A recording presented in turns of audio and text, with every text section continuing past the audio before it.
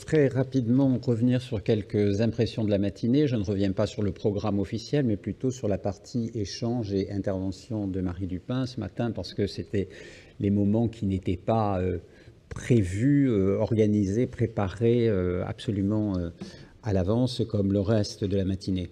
Moi, ce qui me frappe, c'est que justement, dans les échanges, on est allé tout de suite au fond des choses, et on voit combien la question curriculaire, elle est vaste, elle est importante. Je me disais en écoutant Marie Dupin que par rapport à la question que posait Michel Aby tout à l'heure sur la manière sortir un petit peu la discussion, le débat éducatif de l'école et des personnels engagés dans l'éducation, on avait avec l'exemple du journaliste qui nous explique au quotidien faire un rôle d'accompagnement des citoyens qui sont empêchés jusqu'ici de connaître leurs droits et de pouvoir se défendre, de pouvoir intervenir dans le débat public, pas forcément éducatif.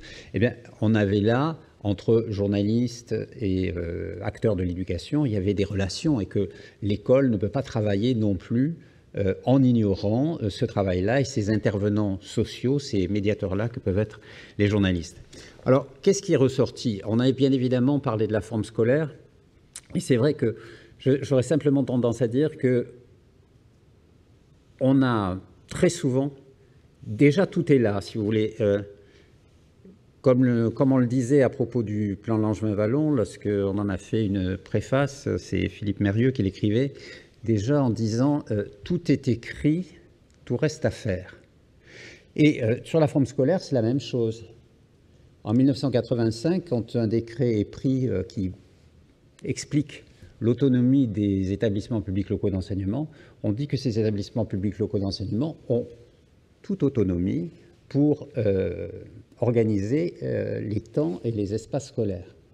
Or, ce qu'on remarque, c'est que globalement, il y a une tendance à reproduire le modèle, un modèle unique, qui est celui de la classe en autobus, le modèle unique des emplois du temps, avec 55 minutes de cours et 5 minutes de battement.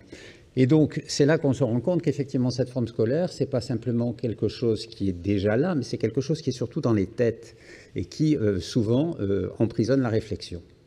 Mais ce que je retiens aussi et surtout des échanges, c'est que, justement, comme le disait un des derniers intervenants, soyons optimistes. Comme le disait cette proviseure des Deux-Sèvres, il y a du potentiel, il y a des équipes qui s'engagent, qui vont dans les projets, qui collaborent et qui ont le souci justement d'une réussite de leurs élèves qui ne soit pas sur des critères strictement de choix académiques. Et donc ça, c'est important, cette réflexion-là. La deuxième réflexion, c'est effectivement le lien qui a été fait entre la République et l'école, en posant la question effectivement pour les citoyens de pouvoir se défendre, de pouvoir agir en tant que citoyens, membres d'une communauté nationale qui ont une voix au chapitre. Et effectivement, là-dessus, on peut dire aussi que toutes les choses existent, puisque la vie collégienne, la vie lycéenne, les conseils de coopération à l'école, cela existe. Mais évidemment, on le voit par les résultats, ne sont pas concernés une majorité de nos élèves, et il faudrait que tous le soient. Enfin, ça, c'est ce que je retiens donc de cette matinée. Maintenant, pour dire ce que nous allons faire ensuite. Vous avez bien compris que notre objectif essentiel, c'est d'échapper aux œillères qui emprisonnent le débat éducatif français, pour pouvoir imaginer une autre politique éducative qui soit vraiment, non pas une énième réformette d'un système qui survit allègrement, mais une transformation plus radicale. Et cet après-midi, les groupes de travail qui vont vous être présentés vont travailler dans cet esprit. Je ne reviens pas sur ce qui a déjà été acquis dans la réflexion antérieure, mais je voudrais donner quelques éléments quand même sur ces groupes de travail. Ces groupes de travail, vous avez vu, il y en a 5, ne vont pas travailler isolément les uns des autres, chacun dans son sillon, comme on pourrait l'imaginer dans un système cloisonné, mais de manière concertée et progressive. Ils vont d'abord se questionner l'état des lieux jusqu'à la fin de l'année, puis élaborer ensuite des préconisations pour qu'au début du printemps, effectivement, on puisse présenter une synthèse qui sera portée dans le débat éducatif national. Les groupes eux-mêmes sont animés par 2 copilotes chacun.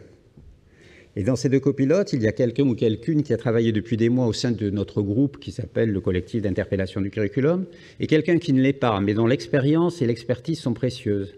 C'était notre volonté de ne pas travailler en vase clos, mais d'ouvrir effectivement à ce qu'on a appelé les amis critiques. Les groupes qui vont vous être présentés ne sont pas constitués ni fermés. Et chacun peut y contribuer à sa manière et avec l'engagement qui peut être le sien. C'est-à-dire que ça peut être une contribution ponctuelle ou de manière plus suivie, ça peut être une contribution écrite, une participation à une réunion à distance. L'inscription, elle est volontaire et elle se fait en envoyant un message à l'adresse du SICUR qui est présentée là à l'écran.